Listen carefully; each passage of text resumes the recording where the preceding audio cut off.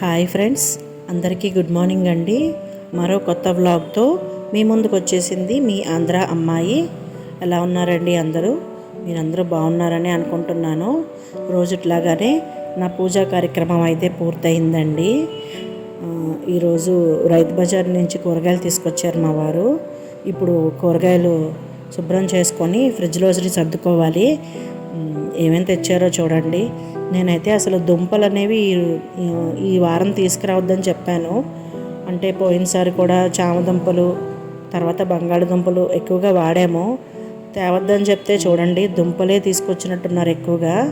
అదిగోండి, బంగాళదుంపలు ఉన్నాయి, క్యారెట్స్ ఉన్నాయి, చామదుంపలు ఉన్నాయి, తర్వాత బీట్రూట్, 4 రకాల దుంపలు వచ్చినాయండి.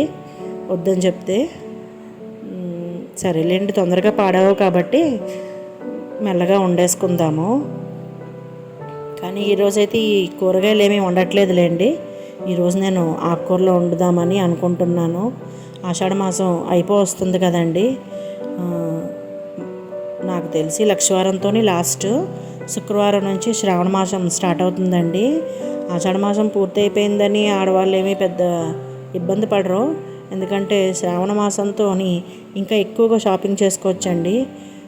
అంటే మామూలుగా ఆషాఢంలో అయితే చీరలు అవి కొనుక్కుంటాము. అదే శ్రావణంలో అయితే చీరలతో పాటు బంగారం కూడా కొనుక్కుంటాం కదండి.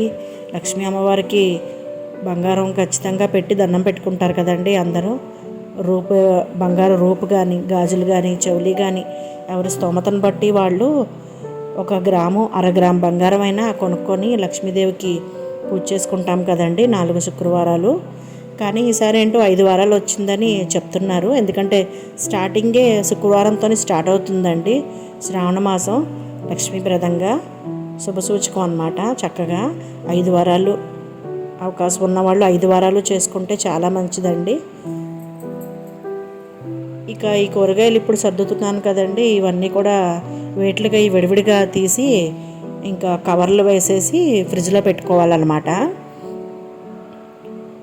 చూసారా, కూరగాయలు పచ్చిమిర్చి, బెండకాయ, వంకాయ, క్యారెట్, బీరకాయ, క్యాబేజు, ఇవన్నీ దుంపలు, చిక్కుడుకాయ, దొండకాయ, ఇక దోసకాయ, ఇవన్నమాట మన కూరగాయలు. ఇక అన్నం వండేశాక గంజి వారుస్తాం కదండి. ఈరోజు ఆ గంజితోని మా వారి షర్ట్లకి గంజి పెడదామని ఉంచారనమాట. పడేయలేదు గంజి. ఇలా గంజి 3 షర్ట్లకు వస్తుందండి, సరిపోతుంది. 3 షర్ట్లకు వస్తే సరిపోతుంది అనమాట. అందుకే రోజు పెట్టను గంజి. 4 రోజులకు 5 రోజులకు ఒకసారి గంజి పెడతాను. చక్కగా గంజి పెట్టేసుకున్నాను. ఇప్పుడు ఇంకా వంటలోకి వెళ్ళిపోదాం. చెప్పాను కదండి తోటకూర ఫ్రై చేస్తానని. తోటకూర వండడం కంటే కూడా ఈ కడగడంలోనే ఎక్కువ టైం పట్టేస్తుందండి. ఏంటో కానీ అసలు ఎంత కడిగినా కూడా ఇసుక ఇసుకగా కనబడుతూనే ఉంటుంది.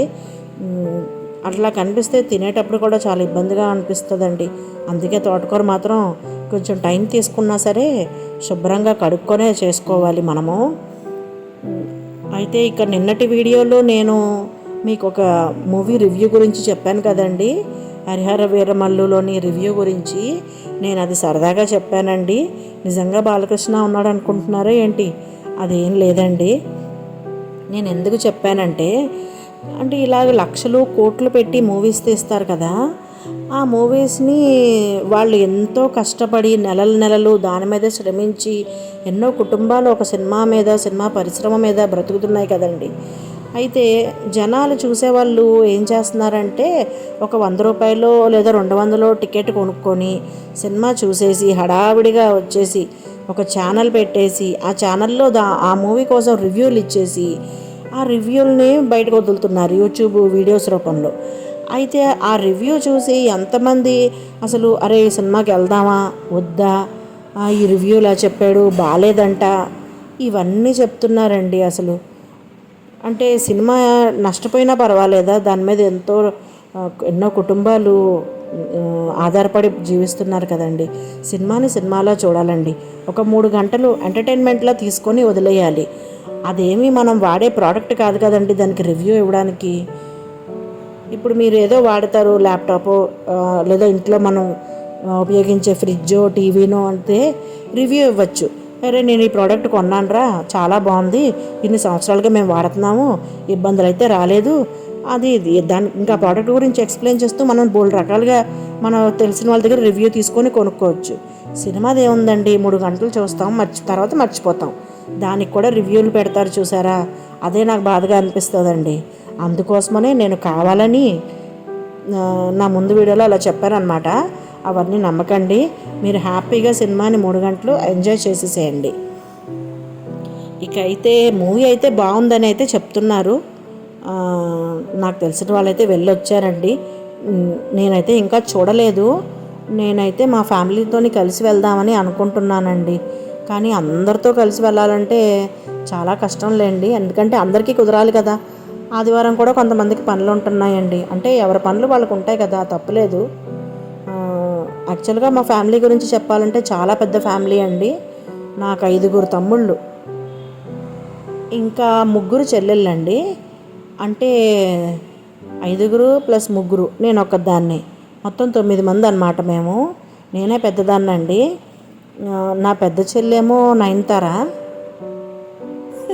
నిజంగానే నయనతార అండి బాబు, అబద్ధం కాదు. రెండో చెల్లేమో కత్రీనా కైఫ్, ఇక మూడో చెల్లి అయితే ఆలియా భట్. నిజంగానండి, నా బ్లడ్ రిలేషను, అబద్ధం కాదు నేను చెప్పేది. పెద్ద చెల్లితోనే ఎక్కువగా మాట్లాడతానండి, అంటే నయనతారతోటి. ఎందుకంటే మా ఇద్దరికి ఏజ్ కొంచెం గ్యాప్ తక్కువ. సో కష్టమో సుఖమో ఏదో ఒకటి మాట్లాడుకోవాలన్నా, మంచి చెడు తెలుసుకోవాలన్నా మేమిద్దరం మాట్లాడుకుంటాం అన్నమాట. ఏదైనా షాపింగ్కి వెళ్ళాలన్నా, కలిసి వెళ్ళాలి అనుకోవడం, అవన్నీ కూడా మేమిద్దరమే చేసుకుంటాము. ఇక కత్రీనా కైఫ్ అంటే తను హెచ్ఆర్గా చేస్తుందండి. తర్వాత ఆలియా భట్ ఏమో సాఫ్ట్వేర్ సైడు. మర్చిపోయి నయనతార ఏం ఖాళీగా ఉండదండి, ఆవిడది గవర్నమెంట్ పోస్టు. గవర్నమెంట్ ఆఫీస్లో చేస్తారనమాట, క్లర్క్గా చేస్తారు ఆడిట్ ఆఫీస్లోని. కాకపోతే సాయంత్రం తొందరగా వచ్చేస్తుంది. సో అందుకనే ఏదన్నా బయటకు వెళ్ళాలంటే నేను తనతోనే కలిసి వెళ్తూ ఉంటానన్నమాట. ఇది మా ఫ్యామిలీ. మా తమ్ముళ్ళ గురించి చెప్పాలంటే చాలానే ఉంది, అదొక వీడియోలో అయితే చెప్పలేను, వేరొక వీడియోలో వివరంగా చెప్తాను. ఇంకేంటండి మరి, ఇదిగో నేను మీతో మాట్లాడుతూ నా పనులన్నీ చేసేసుకుంటున్నాను. చక్కగా గిన్నెలు కూడా తోమేసుకుంటున్నానండి నేను. వంట అయితే అవుతుందండి, తోటకూర ఫ్రై ఇంకా కంప్లీట్ అవ్వలేదు, కొంచెం స్లోగా అవుతుంది కదా.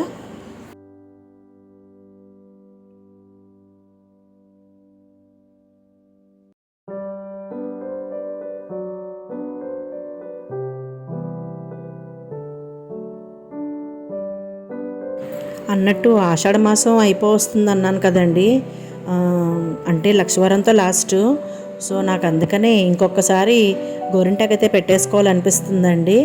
మళ్ళీ మా ఆషాఢ మాసం అయిపోతుంది, అంటే అయిపోతుందని కాదులేండి, ఈ అమావాస్య లోపు నాకు ఒకసారి మళ్ళీ గోరింటాకు పెట్టుకోవాలనిపిస్తుంది. ప్రతి అమావాస్యకు కూడా నేను ఖచ్చితంగా గోరింటాకు అమావాస్య 2-3 రోజుల ముందే నేను పెట్టుకుంటాను.